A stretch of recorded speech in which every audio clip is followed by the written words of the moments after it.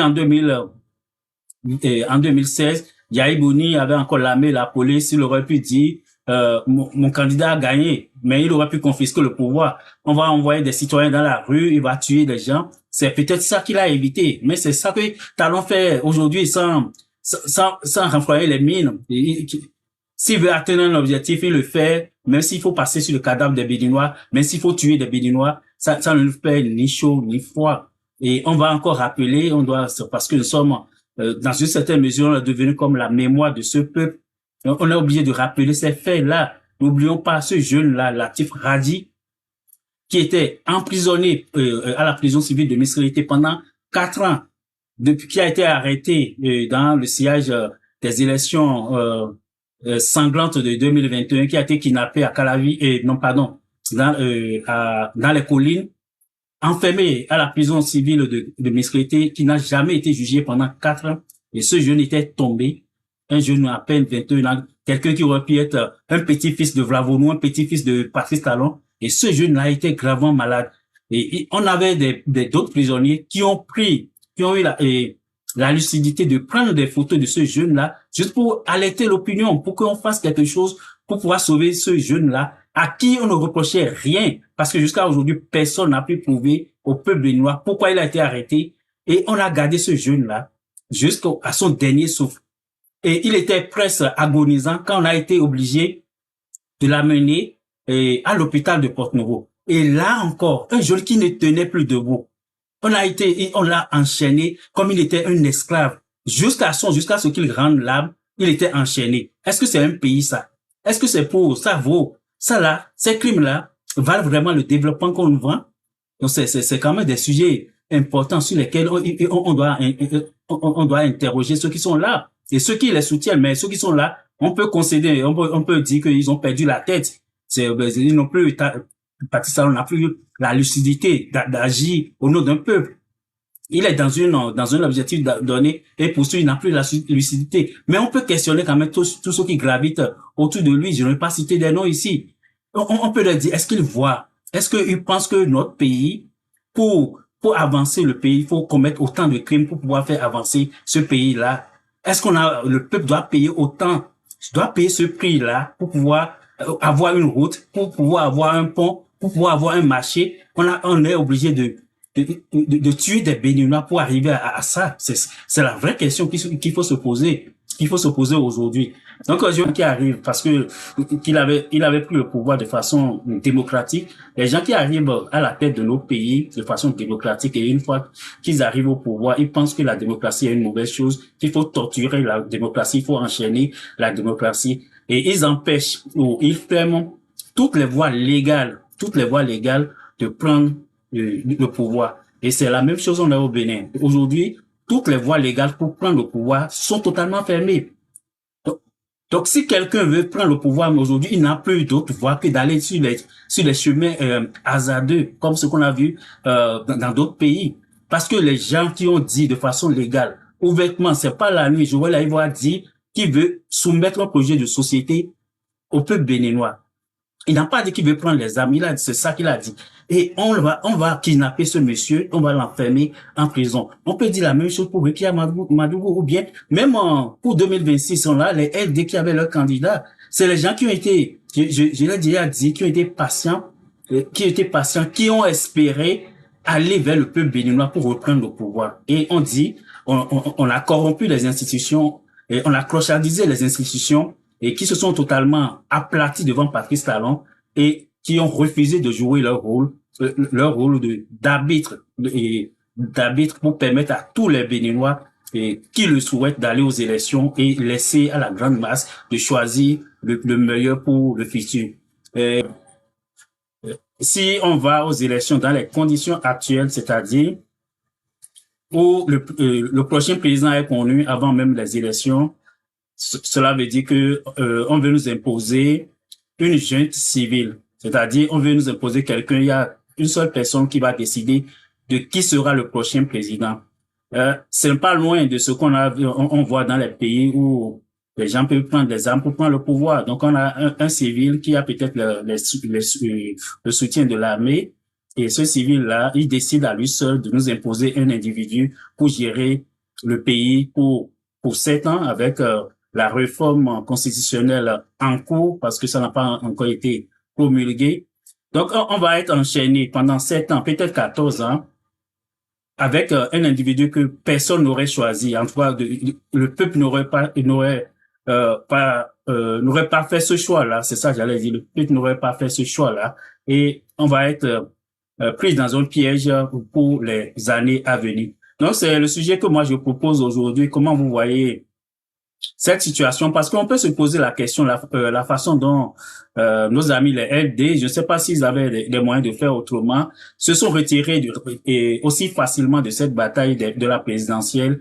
On voit aujourd'hui qu'ils tapent sur la poitrine parce que la Sénat aurait accepté leur dossier de façon provisoire pour aller aux élections législatives. Mais en réalité, ce qui va se passer, tout le monde le sait à l'avance, et vont être éliminés au bout de la chaîne, même si on leur permet d'aller à ces élections législatives-là, on va leur imposer la fête des 20% et ils n'auront pas de sièges. Et même si on leur donnait des sièges, on va leur donner 2 ou 3 sièges au plus, ils n'auront même pas plus de 5 sièges.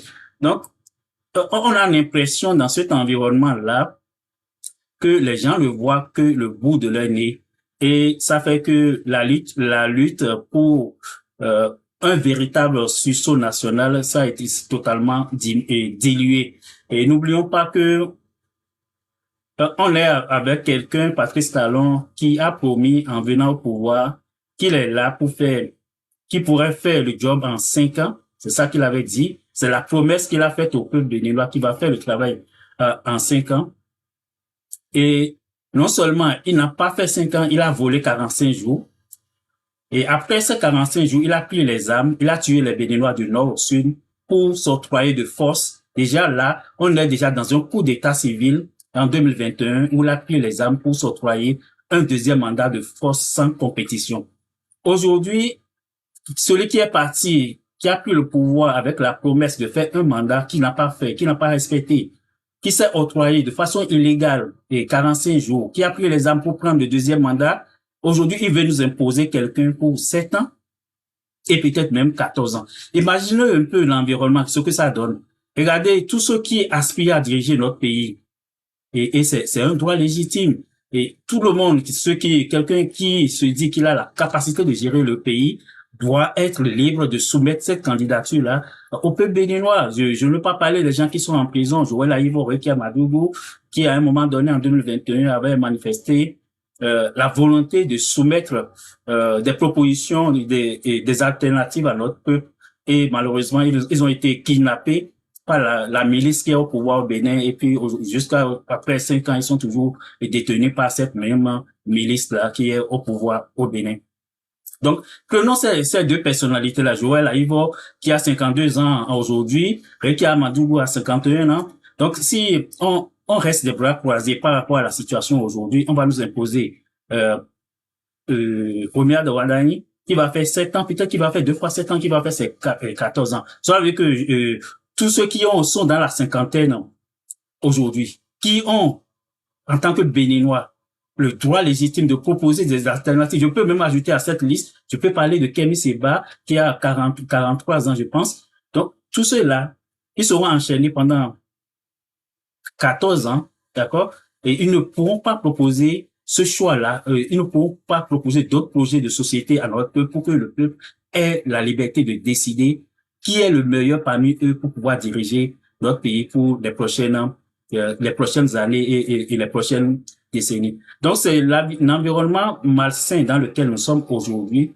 Et on a vu ce qui s'est passé cette semaine en Guinée, en Guinée-Bissau, où on a eu droit à un coup d'État prépayé ou bien un coup d'État amical selon les informations qui sortent progressivement, où le président sortant qui a perdu visiblement les élections dans les urnes, et au lieu de sortir par la grande porte et de laisser l'opposant qui a gagné les élections prendre le pouvoir, il a préféré s'enfermer dans un coup d'État amical pour pouvoir transférer le pouvoir transférer le pouvoir à ses amis, à ses copains militaires, qui eux tous étaient en fonction à la présidence. Je fais allusion à ça pour nous rappeler à l'idée que ce sont les mêmes, les gens qui arrivent parce que il avait pris le pouvoir de façon démocratique. Les gens qui arrivent à la tête de nos pays de façon démocratique et une fois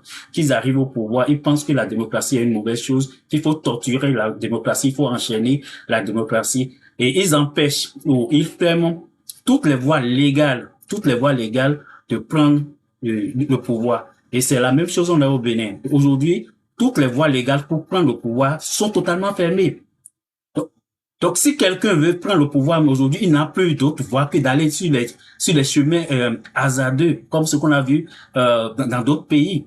Parce que les gens qui ont dit de façon légale, ouvertement, c'est pas la nuit, Joël Aïvo a dit qu'il veut soumettre un projet de société au peuple béninois.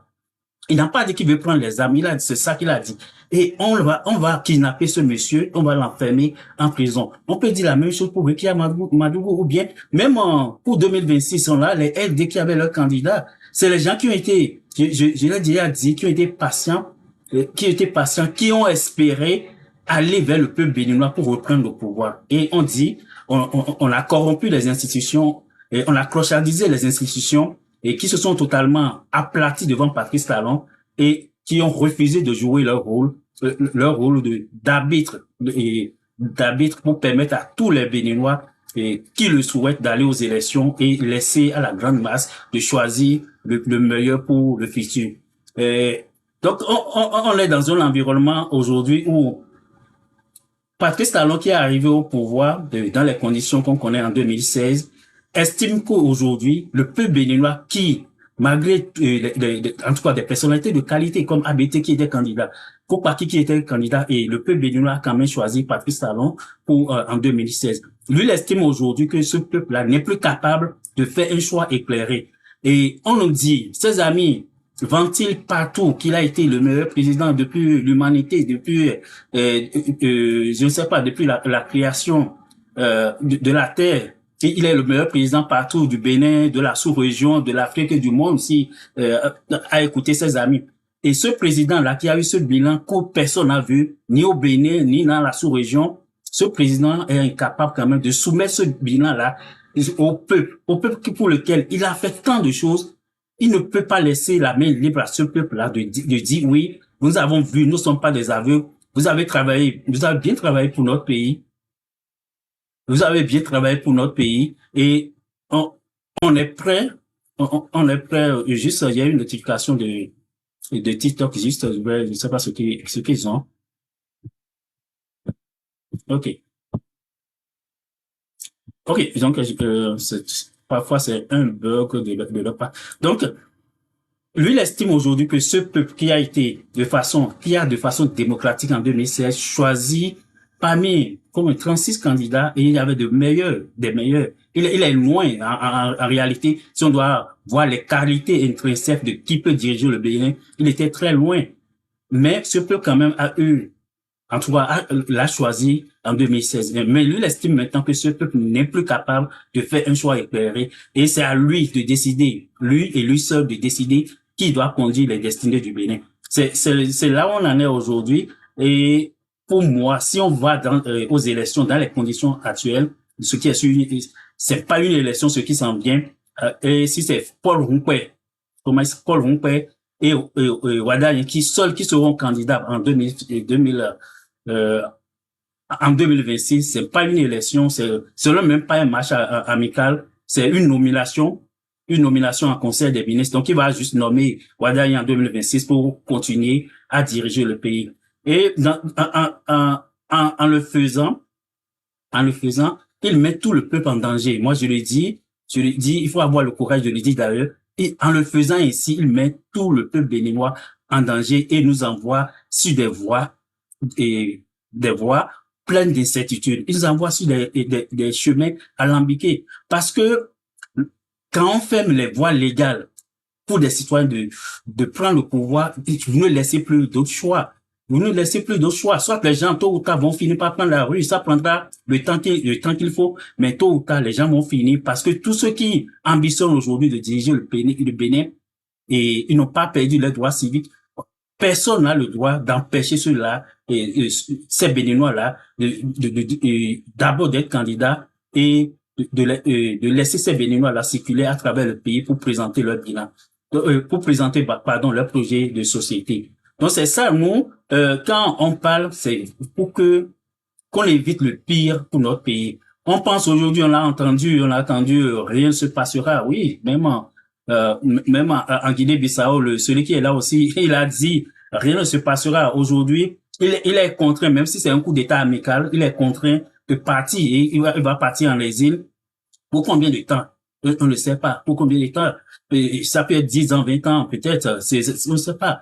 Et dans d'autres sous-régions, dans notre pays, dans l'histoire contemporaine de l'Afrique, cette histoire aussi, si on regarde, on voit des gens qui ont dirigé leur pays 10 ans, 20 ans, 30 ans, mais qui sont morts en exil. C'est pas ça qu'on souhaite. C'est pas ça qu'on souhaite. Pour avoir la liberté, moi j'ai vu, ça m'a vraiment amusé quand j'ai vu une image, une vidéo du président Yahya Boni qui faisait le footing au bord d'une rue. C'est ça. C'est ce qu'on souhaite pour notre pays, que les anciens présidents restent au Bénin et continuent à apporter leur contribution morale à ceux qui sont là.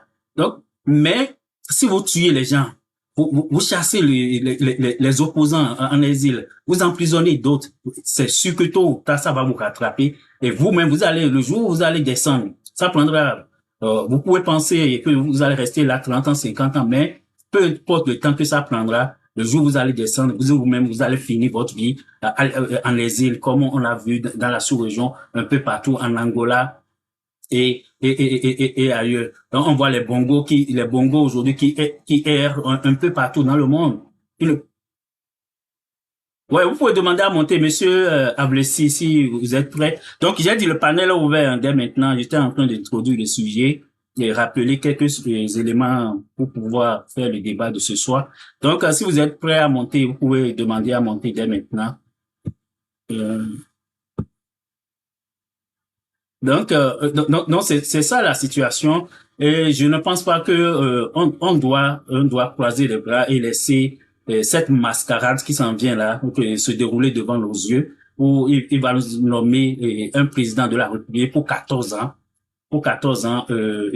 en Conseil des ministres. Comme ça, c'est en train de se planifier aujourd'hui. Et c'est ce qui se passe, c'est tellement drôle au Bénin que c'est comme on est tombé sur la tête. Vous voyez, il y a des personnalités qui disent, qui soutiennent Ouadani. Ça va servir à quoi de le soutenir? Il n'a même pas de concurrent. Il est seul candidat. Il n'a pas de concurrent. Est-ce que ça apporte quoi là? Quand il voit Adrien Mbédi qui dit qu'il le soutient, ou encore, on annonce cette fin de semaine Basile Ahossi, qui était LD, qui est LD, vice-président de l'Assemblée nationale ou bien deuxième vice-président de l'Assemblée nationale, qui veut organiser une grande manifestation pour dire qu'il soutient Romia Wadaï. Donc moi personnellement, le problème n'est pas en tant que tel Wadaï. Encore que s'il avait une petite personnalité, il aurait pu prendre la parole. Moi, je l'ai dit le jour ils ont annoncé qui sera leur candidat, qu'il avait une responsabilité historique de dire ce qu'il veut du Bénin. Est-ce qu'il veut être nommé ou il veut aller conquérir le pouvoir par les urnes? Moi, j'avais écrit, je l'ai dit publiquement aussi, il doit avoir le courage. Maintenant, s'il veut continuer à être le domestique de Patrice Talon, et s'il veut emprunter ce chemin-là pour arriver au pouvoir, c'est assez risque et péril. Donc, être le domestique qui ne dit rien, et papa dit, fais ceci, il va faire. Papa lui dit, va laver les plats, il va laver les plats. Papa dit, va repasser les habits. Si c'est ça qu'il veut faire de sa vie, il n'a qu'à le faire, mais c'est assez risque et péril. Donc, dans tout l'environnement qu'on a, il aurait pu jouer de son poids. Il aurait pu jouer de son poids pour qu'on ne soit pas là où on est aujourd'hui, où on a volontairement écarté le seul parti qui avait la légitimité, d'aller à ces élections-là. On a écarté ce parti-là de valider sa candidature pour les élections. C'est vraiment dommage pour le Bénin, pour l'image du Bénin, et ça n'augure rien de bon pour la stabilité. Aujourd'hui, on a l'impression que tout va bien, mais ce qui se murmure, ce que les gens ruminent intérieurement, On ne sait pas quand est-ce que ça va éclater. Et pour éviter ça, c'est juste il n'y a que la justice, il n'y a que la démocratie qui, qui, qui a, qui nous garantit cet environnement sécuritaire aussi bien pour ceux qui gouvernent ou ceux qui sont à la touche et espèrent leur tour pour pouvoir aussi participer à la gestion et à la gestion de notre pays. Oui, monsieur Ismaël, bonsoir. Oui, oui. Ok, donc merci de continuer à partager, à tapoter le live. Et puis, si vous êtes prêts à monter, donc le panel est ouvert. Donc, je peux accepter les gens dès maintenant. On va parler de ces élections-là. Mais ce qui me gêne, moi, personnellement, je ne pense pas qu'on peut laisser ça aussi facilement que les démocrates sont en train de le faire aujourd'hui. C'est comme ils ont, le parti a tourné les pages, a tourné la page de ces élections-là et est parti sur d'autres fronts. Mais on ne peut pas laisser que le pays soit confisqué pour 14 ans aussi facilement. Si Ouattara gagne les élections dans les urnes, moi, je vais l'applaudir. Et je peux même travailler avec lui. Mais il faut qu'il gagne les élections. Il faut qu'il gagne les élections dans les urnes. Mais s'il se fait nommer, il n'ira nulle part. Comment, pour emprunter une expression chère à Candidat Azanaï, il n'ira nulle part avec ça. S'il prend le pouvoir dans les conditions actuelles, il n'ira nulle part. Il va droit dans le mur. Il va droit dans un nid d'abeilles. Donc, c'est ça un peu le sujet. Ok, donc je vais commencer à écouter les amis. Moi, j'ai dit quelques mots par rapport au sujet et puis...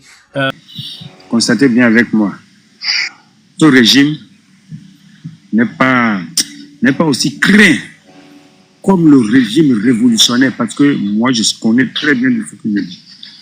Ce régime, je sais très bien que ce régime n'a pas... On ne peut pas le craindre plus que... C'est-à-dire le régime révolutionnaire. Mais je sais très bien que les Béninois sont devenus très, très peureux. Et les Béninois aiment la vie en ce moment-là. Oui, ils aiment la vie, ils veulent seulement s'enjoyer. Oui, tout le monde reste là. Bon, attendez.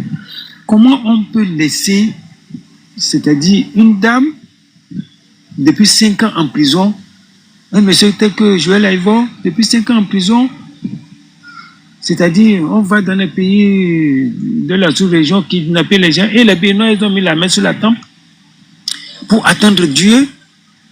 Mais ce que les Béninois doivent savoir, c'est que le gouvernement en place, bon, c'est-à-dire nous savons que nous tous, nous sommes les enfants de Dieu, par un thème.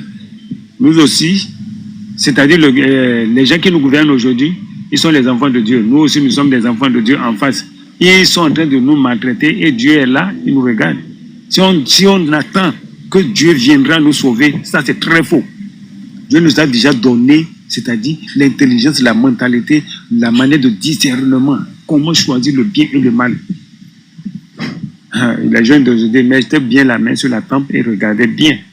Mais ce que je sais, nous, on ne pouvait pas, dans les années 80, c'est-à-dire se lever contre le régime révolutionnaire. Et aujourd'hui, on va encore se lever pour se battre à votre place aujourd'hui, vous les jeunes. Mais les étudiants sont où au Bénin? Dites-moi, ils sont où? Tout le monde a peur de la prison. Mais attendez, il ne peut quand même pas emprisonner tout le monde. Il ne peut pas emprisonner tout le monde. Est-ce que la jeunesse béninoise ne voit pas l'exemple du peuple malgache? Il ne voit pas l'exemple du peuple malgache. Et pour revenir maintenant, bon, là, je vois vers une junte civile. Oui, la CEDEAO est là maintenant. Tout le monde ne fait que regarder ce qui se passe au Bénin. Tout le monde ne fait que regarder.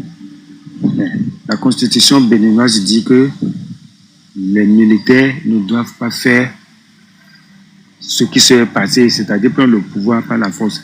Mais pourquoi la constitution là autorise les militaires à aider les civils à nous terroriser? La constitution ne leur permet pas d'aider le gouvernement en place à nous terroriser. Parce que si on veut se lever maintenant, allez, on dit à la grande muette de sortir, c'est-à-dire de terroriser les gens, comme ce qu'on a vu en 2021. Vraiment, c'est déplorable pour le Bénin. Mais moi, je lance un cri vers la jeunesse. Si vous croyez que nous qui avons les cinquantaines, nous partons vers les 60 ans aujourd'hui, on va encore se lever pour dire, pour chanter. Nous, on avait une chanson le moment là. Nous ne pouvons plus reculer, nous l'avons décidé. Ouais. Mais aujourd'hui, les enfants, ils veulent que les papas se lèvent encore pour mener la bataille à leur place. Mais ça, c'est très faux. C'est très faux. C'est à vous de prendre la relève aujourd'hui. C'est aux jeunes de prendre la relève. Moi, j'écoute bien l'un de mes abonnés, pour ne pas le nommer, le Vidjanaïm. Vraiment, le monsieur, il a les discernements, il a une bonne manière de parler, il a les manières c'est-à-dire de rappeler aux jeunes qu'est-ce qu'on doit faire. Mais tout le monde met la main sur la tempe et regardez. On dit au Bénin qu'il y a quelque chose qui se murmure, rien ne se murmure. C'est ce qu'on croyait depuis 1 an, 2 ans, que non, voilà, les démocrates ne vont pas se laisser faire. Ils ne vont pas se laisser faire. Voilà, ils se sont laissés faire. Jusqu'à la veille des élections, on dit qu'il y a les choses qui se murmurent. Rien ne se murmure, hein. Rien ne se murmure. Tout le monde est en train de manifester sous sa couette, sous son drap. Vous voyez, tous les Béninois sont en train de manifester dans la chambre. Mais qui veut sortir? Personne ne veut sortir. En tout cas, moi, je vois le pire pour le Bénin. Je vois le pire. Même ici, dans le pays, là où moi je me trouve là, attendez, quand les élections approchaient au moins 3 mois, 4 mois là, je vous dis que le gouvernement en place était sur la peur. Mais au Bénin, il y a un grand boulevard, on tripatouille la constitution comme on veut, on fait ce qu'on veut, c'est-à-dire on emprisonne les gens comme on veut. Les médias ne peuvent rien dire. Tout le monde est enfermé, c'est-à-dire c'est comme une prison à ciel ouvert. Ouais. Bon, en tout cas, pour conclure, pour ne pas monopoliser la parole, les jeunes d'aujourd'hui, c'est vous qui devez prendre la relève. Nous, on a déjà fait notre temps. On vous appelle. Sortez. Sortez, sortez. Revendiquez votre droit. C'est votre avenir qui est en jeu. Nous, on s'était battus dans les années 80, mais moi, je n'ai pas travaillé au Bénin. Je suis maintenant en tout cas à l'étranger, mais je n'ai pas bénéficié de ça. Mais ceux qui sont restés au pays bénéficiaient de ça et ils bénéficient encore de ça aujourd'hui, ils n'ont qu'à se lever. C'est ce que j'ai à dire. Donc, bonsoir à tout le monde. Je vais laisser la parole à une autre personne. Merci. Ok, merci beaucoup. On peut toujours rappeler, parce que vous parliez tantôt du régime de Kérékou I révolutionnaire. C'est sûr que sous ce régime, il y a eu sûrement des actes de torture et puis beaucoup de choses. Mais n'oublions pas que sous ce régime, si ils en veulent à un opposant, on va le prendre, mais on va le torturer, mais totalement en clandestinité, d'accord? Mais ce qui s'est passé sous talon de mémoire de Béninois, on n'en a jamais vu. Que l'armée se déploie dans la rue, devant les caméras du monde entier, et tire à balles réelles sur les citoyens, sous aucun régime depuis l'indépendance, on n'en a pas vu. Donc c'est normal que ça soit traumatisant pour les Béninois. Même si Bruno Amoussou est allé en France dire que il y a eu toujours des morts sous tous les régimes, c'est pour ça que lui, à son âge, il encourage que chaque président qui arrive au pouvoir continue de tuer des Béninois. Mais ce qui s'est passé sous Patrice Talon, on n'en a jamais connu. Que l'armée soit déployée dans les rues, en plein soleil comme ça, devant les caméras du monde entier où c'était en train de filmer et l'armée tire à balles réelles.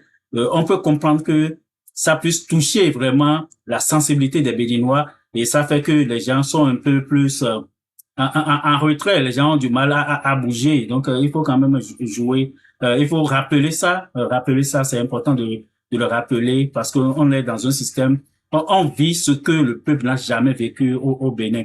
Ce traumatisme qu'on vit aujourd'hui dans l'histoire du Bénin, vous pouvez questionner tous les historiens, vous n'aurez pas de pareil. Et j'ai déjà rappelé aussi, souvent sur ce panel, si vous faites le nombre de personnes tuées pour des raisons politiques de 1960 en 2016, vous allez trouver entre 8 et 10 personnes, je dis les personnes où on a dit plus ou moins ils ont été tués pour des raisons politiques. Et Patrice Talon, en 10 ans, en a tué 25.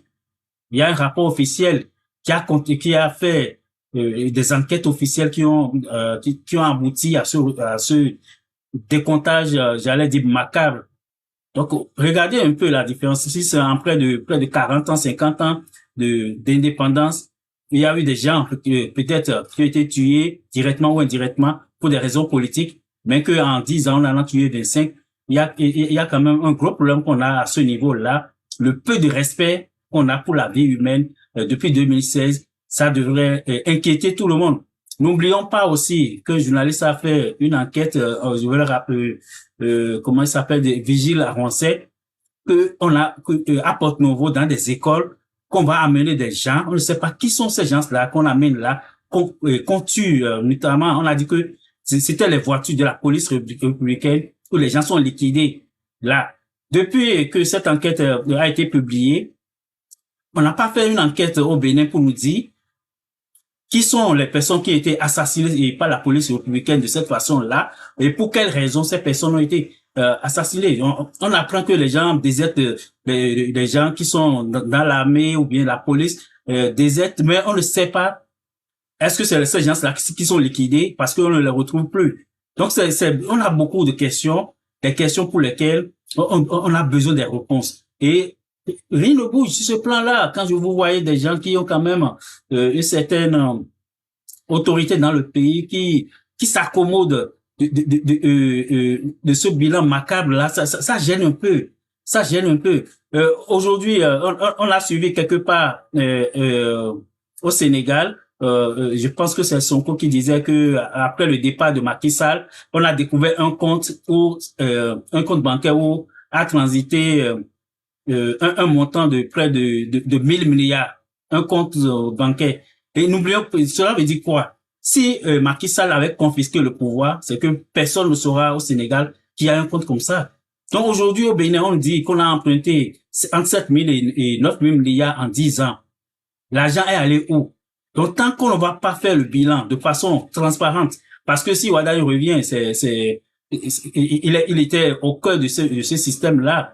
Donc on ne saura jamais ce que ce régime-là a fait avec l'argent, avec les engagements qu'il a pris sur le plan international. Donc on a beaucoup d'interrogations et puis c'est l'alternance qui permet en réalité de faire la lumière sur ces choses-là. Donc l'alternance n'est pas une mauvaise chose, ça permet de grandir le peuple, ça permet de donner de chance à d'autres personnalités d'ailleurs. Et si en 2016, Yahi Boni avait encore l'armée, la police, il aurait pu dire mon candidat a gagné, mais il aurait pu confisquer le pouvoir. On va envoyer des citoyens dans la rue, il va tuer des gens. C'est peut-être ça qu'il a évité, mais c'est ça que Talon fait aujourd'hui sans renflouer les mines. S'il veut atteindre un objectif, il le fait, même s'il faut passer sur le cadavre des Béninois, même s'il faut tuer des Béninois, ça ne le fait ni chaud ni froid. Et on va encore rappeler, parce que nous sommes dans une certaine mesure, on est devenu comme la mémoire de ce peuple. On est obligé de rappeler ces faits-là. N'oublions pas ce jeune-là, Latif Radi, qui était emprisonné à la prison civile de Mesquite pendant 4 ans, depuis qui a été arrêté dans le sillage des élections sanglantes de 2021, qui a été kidnappé à Calavi, dans les collines, enfermé à la prison civile de Mesquite, qui n'a jamais été jugé pendant 4 ans.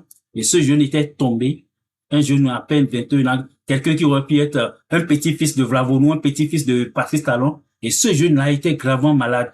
Et on avait d'autres prisonniers qui ont eu la lucidité de prendre des photos de ce jeune-là, juste pour alerter l'opinion, pour qu'on fasse quelque chose, pour pouvoir sauver ce jeune-là à qui on ne reprochait rien, parce que jusqu'à aujourd'hui, personne n'a pu prouver au peuple béninois pourquoi il a été arrêté. Et on a gardé ce jeune-là jusqu'à son dernier souffle. Et il était presque agonisant quand on a été obligé de l'amener à l'hôpital de Porto-Novo. Et là encore, un jeune qui ne tenait plus debout. On l'a enchaîné comme il était un esclave. Jusqu'à ce qu'il rende l'âme, il était enchaîné. Est-ce que c'est un pays, ça? Est-ce que ça vaut? Ça là, ces crimes-là valent vraiment le développement qu'on nous vend? Donc c'est quand même des sujets importants sur lesquels on doit interroger ceux qui sont là. Et ceux qui les soutiennent, mais ceux qui sont là, on peut concéder, on peut dire qu'ils ont perdu la tête. Ils n'ont plus, Patrice Talon n'a plus la lucidité d'agir au nom d'un peuple. Il est dans un objectif donné et poursuit, il n'a plus la lucidité. Mais on peut questionner quand même tous ceux qui gravitent autour de lui. Je ne vais pas citer des noms ici. On peut leur dire, est-ce qu'ils voient? Est-ce qu'ils pensent que notre pays, pour avancer le pays, il faut commettre autant de crimes pour pouvoir faire avancer ce pays-là? Est-ce le peuple doit payer ce prix-là pour pouvoir avoir une route, pour pouvoir avoir un pont, pour pouvoir avoir un marché? On est obligé de tuer des Béninois pour arriver à ça. C'est la vraie question qu'il faut se poser, aujourd'hui. Donc, je vais permettre à Romaric de prendre sa motion avant de revenir aux autres qui n'ont pas encore pris la parole. Monsieur Romaric, vous pouvez prendre la parole. Merci, monsieur Biafrika. Vraiment, vous faites un rappel de mémoire que vraiment, j'ai le plaisir à vous écouter. Tellement vous rappelez des événements troublants. Le monsieur qui vient de prendre la parole tout à l'heure, et il a en train de dire que c'est à nous les jeunes de prendre le relais. Non, laissez-moi le dire que le travail, ce n'est pas pour les jeunes seuls. C'est nous tous, qu'il s'agit des vieux, des jeunes, des enfants, nous tous, nous devons dire non, parce que c'est nous tous qui subissons. Nous subissons tous et les avènements de ce régime actuel. Patrice Talon a pris la parole lors, sa dernière sortie, où il disait dans son interview que le parti Les Démocrates pouvait signer un accord de gouvernance et ne pas le respecter. Un président déjà qui parle ainsi, et comment voulez-vous que la population réagisse? Et je saute en allant dire, pourquoi Wadaï pour les élections présidentielles de 2026? Pourquoi Wadaï? Pourquoi pas ABT? Pourquoi qui? Pourquoi pas Talata? Et pourquoi c'est Wadaï? C'est la question que nous devons nous poser. Le monsieur, il s'est associé, monsieur Wadaï, bien sûr que je dis, monsieur le ministre des Finances, il s'est associé au président. Ils ont eu à faire des magouilles et tellement le président connaît son caleçon, où il sait que s'il le met là, rien ne va fuiter. Il va le maîtriser comme il maîtrise tous les autres. Tous les autres, il va le maîtriser. Il va le maîtriser. Il connaît son point faible. Et on parle, et puis il y a l'autre là, le porte-parole qui sort. Lui, il parle gros français. Hein. Il dit il y a eu beaucoup d'emplois depuis 2016 jusqu'en 2023. Qu'il a eu beaucoup d'emplois. Des emplois où c'est l'employeur qui a déjà la force a plus de pouvoir que l'employé. Est-ce que vous me suivez? Des employés, ils ont déjà le financement, ils ont les ressources et ils ont encore le pouvoir sur les employés. Et on nous martyrise là-bas. On nous martyrise et on n'a pas un contrat à durée indéterminée. Hein.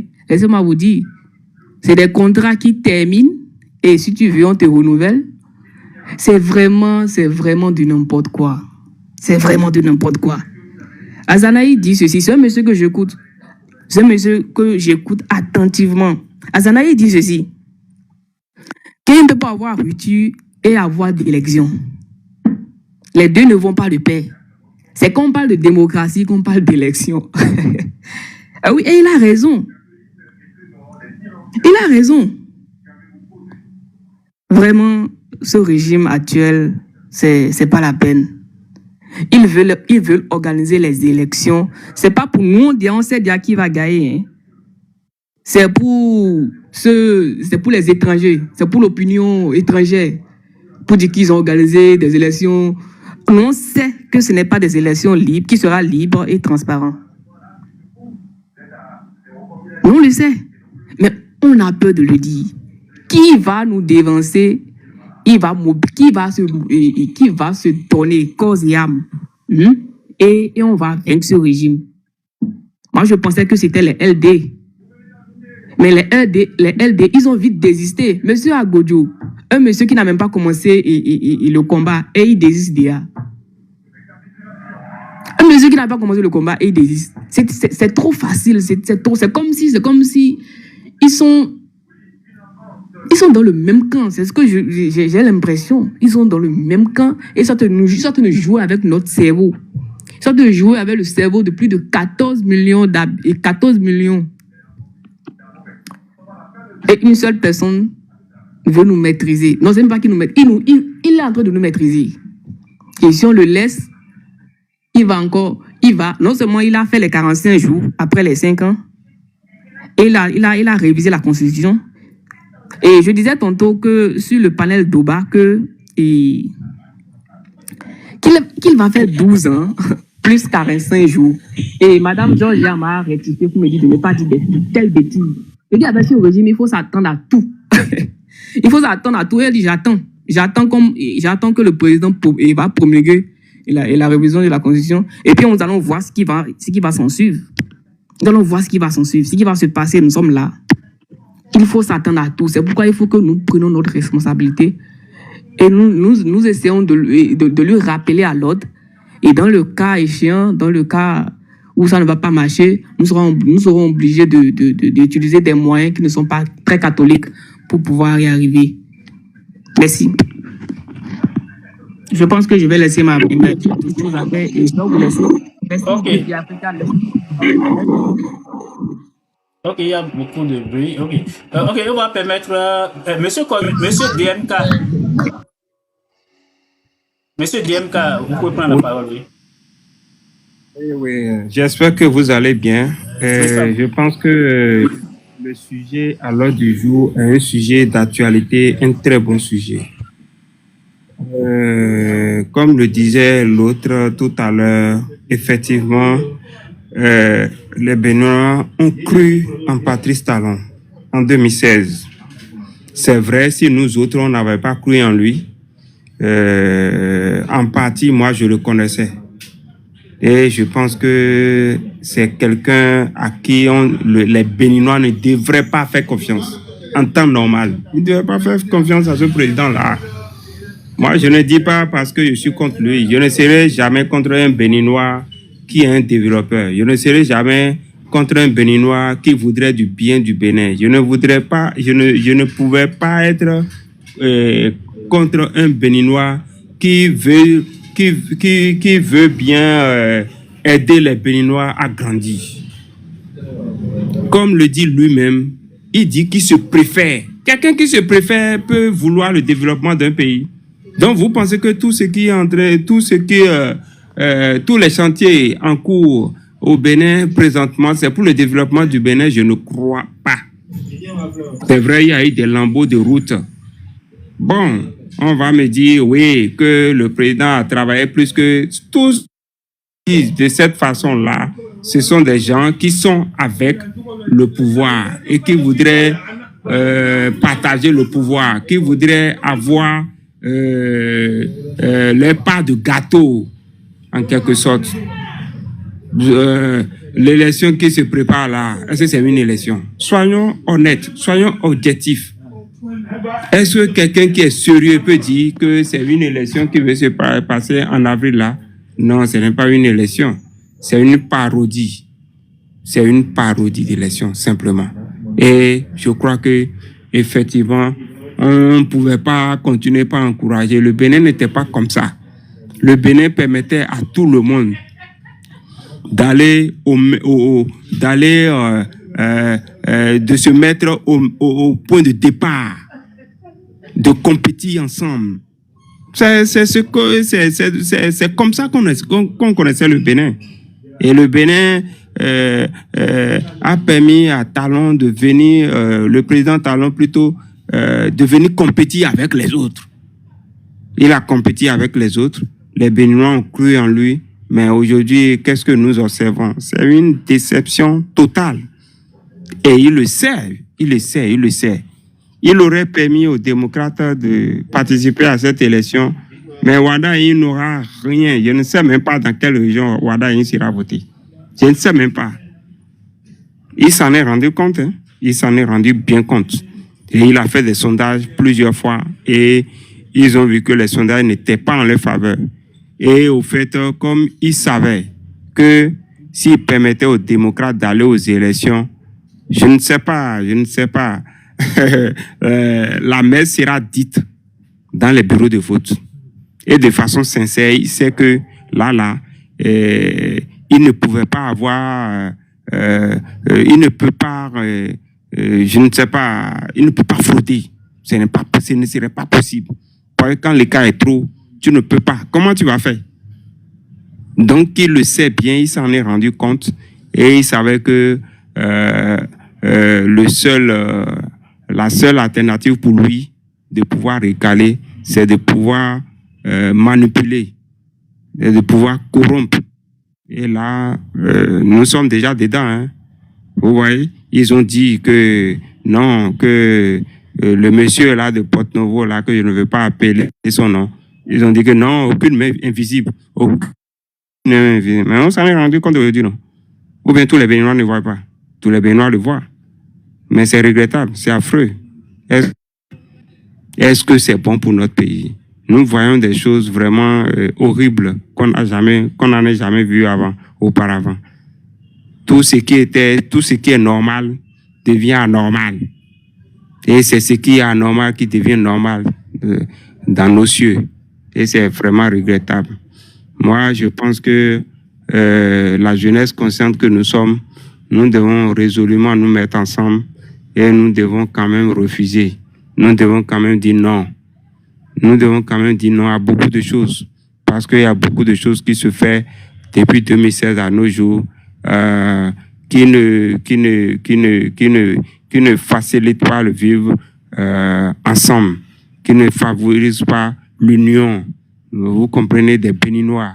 Non. C'est vraiment affreux ce que nous observons. Quand nous voyons les événements qui se sont déroulés à l'hémicycle les derniers jours, ce n'est que des exemples pour montrer que le Bénin est en train de reculer vraiment.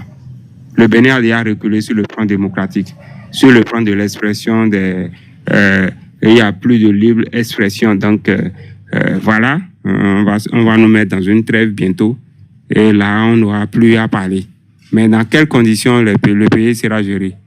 Donc ça veut dire que si chez toi ton papa fait mal ou ta maman fait mal et que tu as la possibilité de lui donner des conseils, tu n'as pas la possibilité. Mais je ne sais pas dans quel cieux on pourrait observer ça. Mes chers amis, je crois que ce ne serait pas bien que nous puissions laisser les choses aller de cette façon-là, mais que nous puissions donner nos points de vue ou que nous puissions alerter un tant soit peu l'opinion nationale et internationale pour que quand même quelque chose soit corrigé. Quelque chose soit corrigé. Il faudrait en parler. Vraiment, je vous remercie parce que c'est une question qui doit interpeller tous les Béninois, qui doit interpeller tous les compatriotes, de l'intérieur comme de l'extérieur. Donc, vraiment, si tout le monde peut mettre la main à la pâte pour que nous puissions dire à notre président que nous ne sommes pas d'accord pour ce que nous observons à nos jours, je crois que ce serait une chose louable. Ce serait une chose louable. Je ne vais pas trop donc, la parole. Oui, on va écouter quelqu'un d'autre, mais vous pouvez rester là. Ok. Monsieur Romaric, est-ce que vous m'entendez? Monsieur Romaric, si vous m'entendez, vous pouvez prendre la parole. Oui, c'est trop faible. Est-ce que vous pouvez parler ou bien vous rapprocher un peu plus du téléphone? Bonsoir, monsieur John. Oui, bonsoir, mais c'est toujours faible. Augmentez le volume peut-être de votre...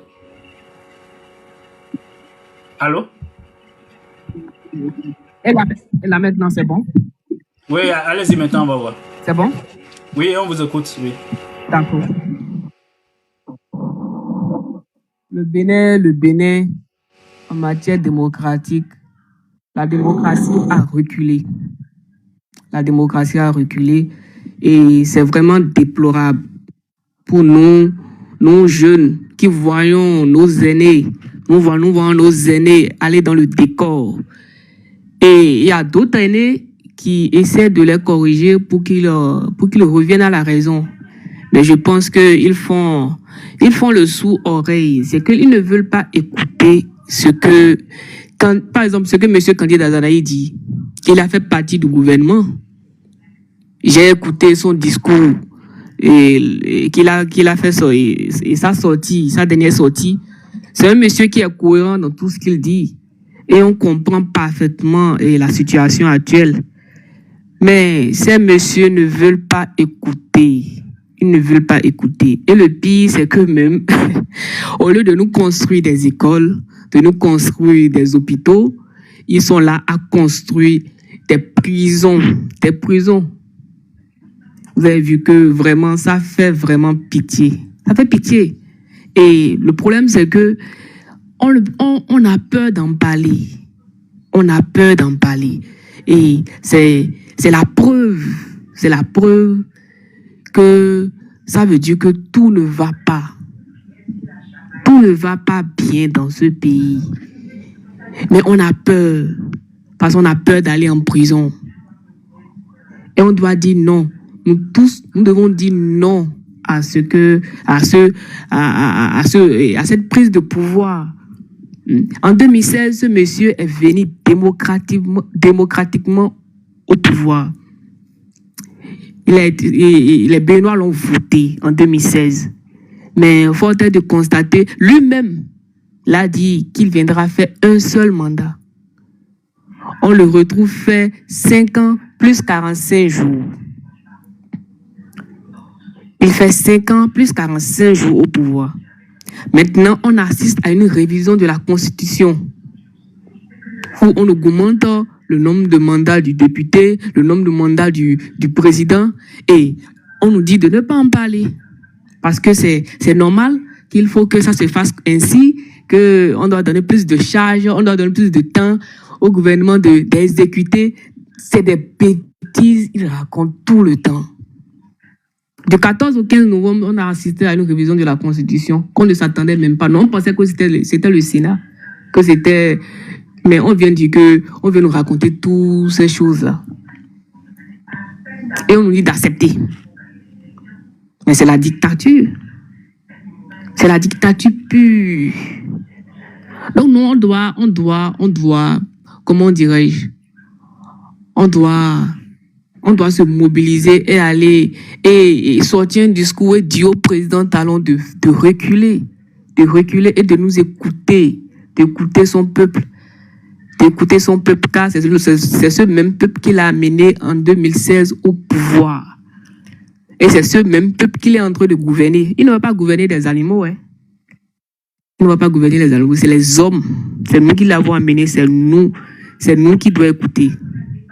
Donc, je vais d'abord, pour ne pas monopoliser la parole, je vais d'abord laisser la parole à quelqu'un d'autre. Parce que j'ai d'autres choses à faire. Donc, okay, merci beaucoup, monsieur Biafrika, et merci de m'avoir donné la parole. Ok, merci bien. Donc, les amis, continuez à tapoter, à partager. Vous savez, vous pouvez faire 3 choses pour encourager et nous permettre d'élargir l'audience. Vous pouvez prendre le cœur du jour, envoyer le live à 10 personnes et tapoter aussi pour encourager. Donc, partagez le live. Aussi, non, pour revenir rapidement à l'intervention de monsieur Romaric, il parlait de pourquoi il construit des prisons au lieu de construire des écoles. Mais vous auriez remarqué que depuis qu'il est là, il s'intéresse aux grands travaux. s'il va réparer les toits des écoles qui coulent à Calavi à 150 000, à 200 000, combien lui va gagner dedans? Pas grand-chose. Mais s'il construit une prison à 10 milliards, à 50 milliards, mais ça c'est important. Donc, même s'il prend les 10% officiels, c'est consistant. Donc, c'est pour ça que ils sont plus sur les chantiers des grands travaux que de s'occuper des écoles dont les toitures sont perforées et puis l'eau coule, des torrents d'eau se déversent sur la tête des enfants et c'est pas à Kalalé, hein, c'est pas à Gogounou ou bien à Diakotomé, c'est à Calavi là. Et tous là, ils passent par là, ils viennent tous les jours, malheureusement. Ok, donc c'est une petite parenthèse. Monsieur, c'était Dieu. C'était Dieu. Vous pouvez prendre la parole maintenant. Donc, bonsoir, Black Power. Oui. Oui, je suis là. Bonsoir, monsieur. Bonsoir, oui. Comment vous allez? Oui, très bien. Ok. Biafrica, on vous suit tous les jours que Dieu fait. On vous suit sur les lives, dans les vidéos. Ce que vous faites là, c'est très, très important. C'est pour réveiller la conscience de tous les Béninois. Vraiment, je vous soulève la main. Et j'apprécie beaucoup vos bienfaits de la nation. Vraiment, c'est très bien. Et je voudrais aussi parler de la sortie de M. Azanaï. Normalement, il devait faire cette sortie-là depuis le mois d'octobre pour alerter et pour mettre la conscience de la jeunesse béninoise jusqu'à aujourd'hui. Mais il a laissé jusqu'aux dernières minutes. Vraiment, normalement, il devait faire cette sortie-là pour nous informer des réalités de ce qui se passe vraiment dans notre pays. Donc, ça passe. Et mon frère Roumagui vient de parler du prison qu'ils ont de construire à Calavi, à Ouedo, là-bas. Vraiment, c'est déplorable. Hein? C'est déplorable. On a beaucoup de choses à faire, mais on laisse ces genres de trucs-là et on se précipite pour faire de n'importe quoi. Vraiment, ce n'est pas bon. On suit les choses de près. On te voit. Nous, on est souvent sur les réseaux sociaux. Et c'est des conneries. Vraiment, ce que le gouvernement fait, ça, c'est pas du tout bien. Ils n'ont qu'à revoir leur système pour que tout aille bien dans le pays. Pour que tout aille bien dans le pays. Donc, c'est un peu ce que j'ai à dire ce soir avec vous. Puisque je suis un peu occupé. Donc, quand je suis monté là, je devais dire un mot avant de partir. Donc, merci beaucoup. Merci, infiniment merci. Ok, merci beaucoup.